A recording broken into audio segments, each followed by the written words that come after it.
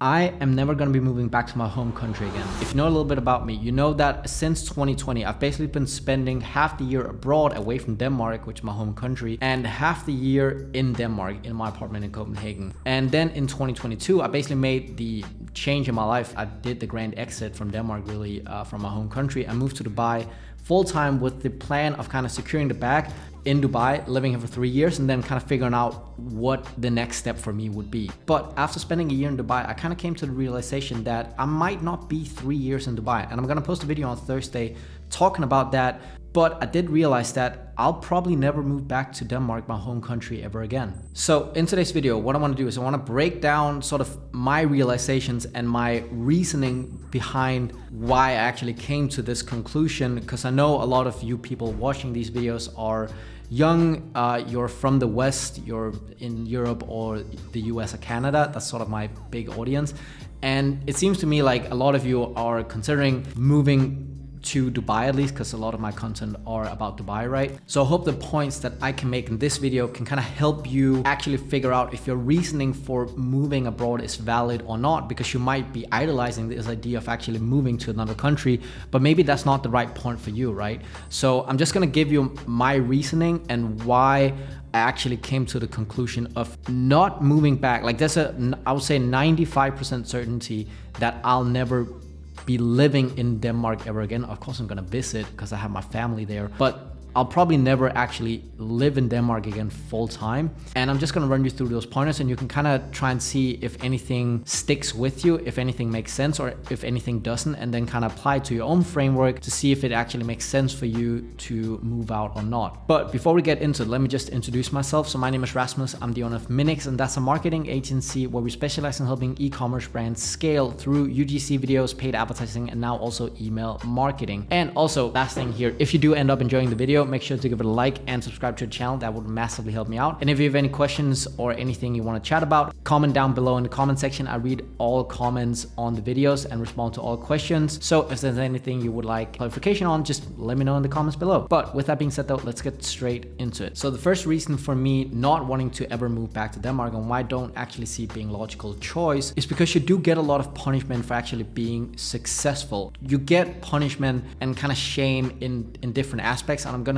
kind of run you through it. So first of all, you know, just some stats here. Like 75% of Denmark's income, right? So what the government actually makes so that they can spend it on something else, derives from personal tax and income tax. So what you get in salary and what your company makes in profit. And if you just look at this number, you know, if you have a business making where 75% of your revenue comes from a specific source, you know, if you look at the broad spectrum or the broad picture and look, you know, 20 years in the future, what's likely going to happen with those taxes? They're probably going to be increased, right? It makes no sense that it would decrease their personal and corporate tax rates because it makes up such a big part of their revenue, right? So if you do achieve any sort of financial success, you're gonna be punished heavily for it. You know, Denmark is already the highest tax country in the world. If you look at tax burden, on average is 46%. Even last winter in 2022, like we already had personal income tax increase, so now the marginal top tax is 72%, which is ludicrous, right? Like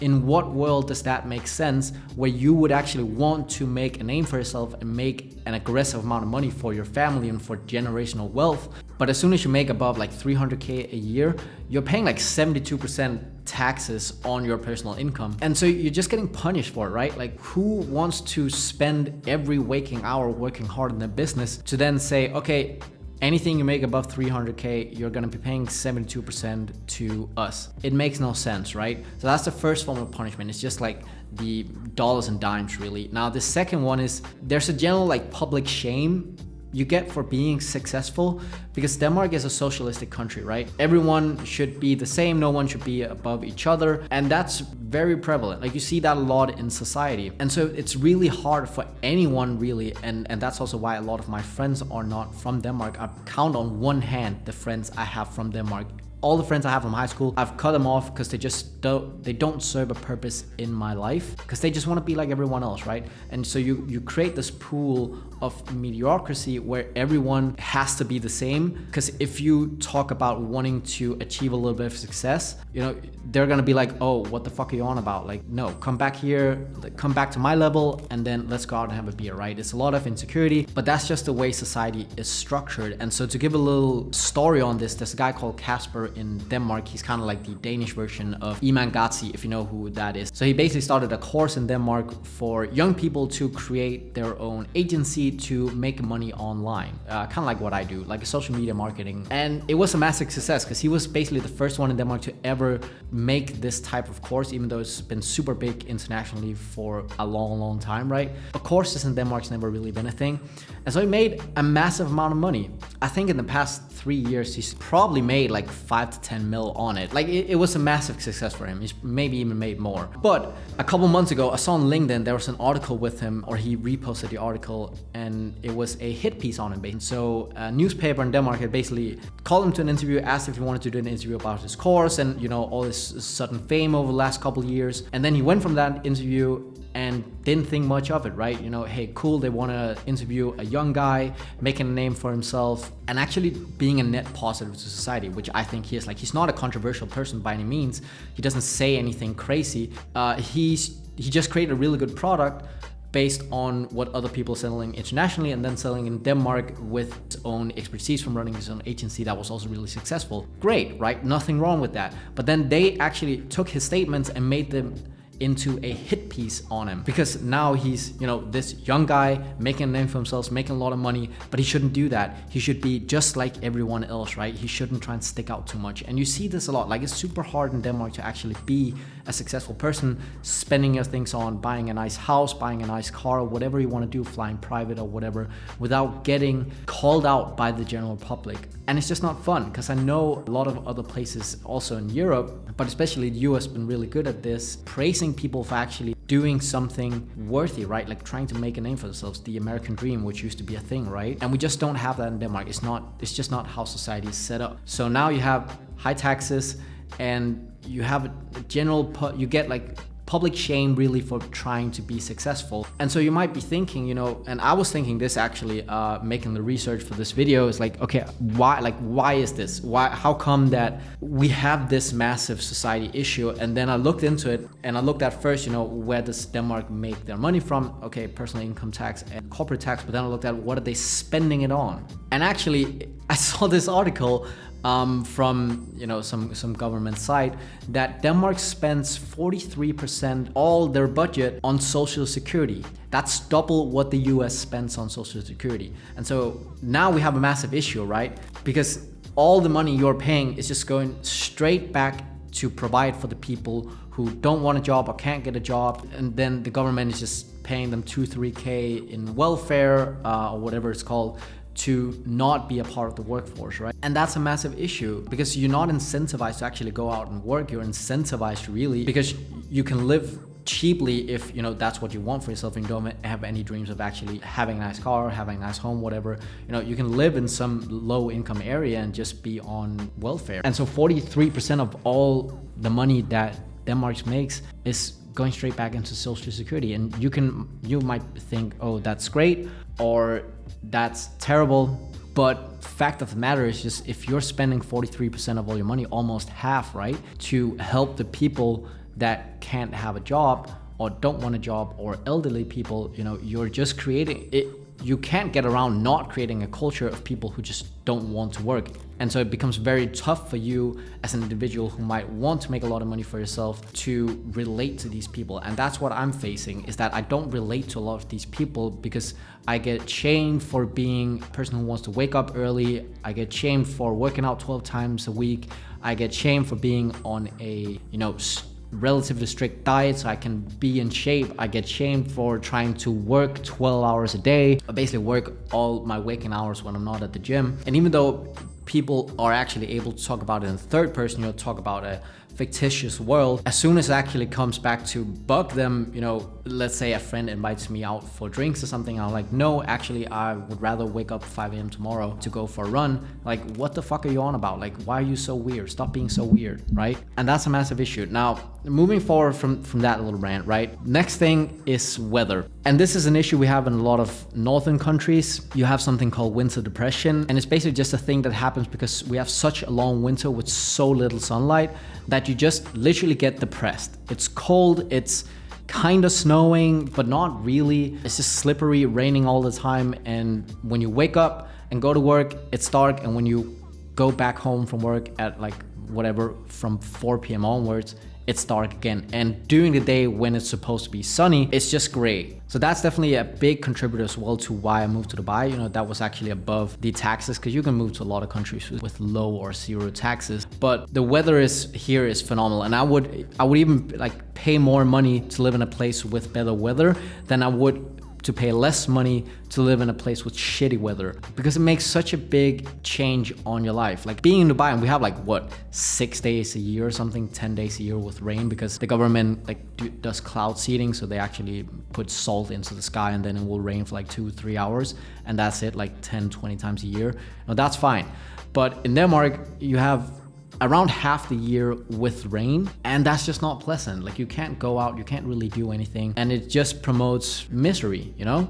Then you have to stay at home and you have to talk to your mediocre friends about being a mediocre person in society that doesn't really contribute a ton, but just contributes a little bit and just kind of do their job, right? Not really anything I want to be a part of. The last thing I look at is just cost of living, honestly, because now you have a society where you get punished for being successful. You have shitty weather majority of the year, and then just to kind of put a nail in the coffin, really, it's expensive. So I actually did a video a couple months ago where I talked about buying a car in Dubai, I think. And so, because I was looking at buying a car, an Audi A3 in Dubai here, and that car, a 2020 Audi A3 with I don't know how many kilometers on it, that was 25K here in Dubai, USD. To buy the same car in Denmark is 50 just because of taxes. So now you have a car that costs double, but also you have, let's say, 50% income tax on your money.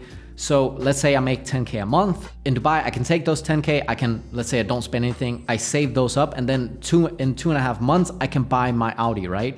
In Denmark, you would then pay 50% income tax, you have 5K left, the car's 50, so now you have to wait 10 months until you can afford that same car. That's absolutely fucking insane. Like, what is that sort of business proposition if you look at it as a business? Like, what are they actually offering you? They're offering you less money to spend, and then you pay more money to get the same thing, and then it fucking rains all the time, and if you want to be successful, you're gonna get shamed by society. It's absolutely ludicrous. Like even my apartment in Copenhagen that I'm renting it out for a little over $2,000 a month, I think, because the dollar just dropped. But that's like a 55 square meters, 600 square feet, I think, ish apartment in Copenhagen, 1 bedroom. There's no view. There's homeless people sitting outside the entrance to the building. Like there's nothing fancy at all. It's just in city center basically. And that's 2K a month, you know?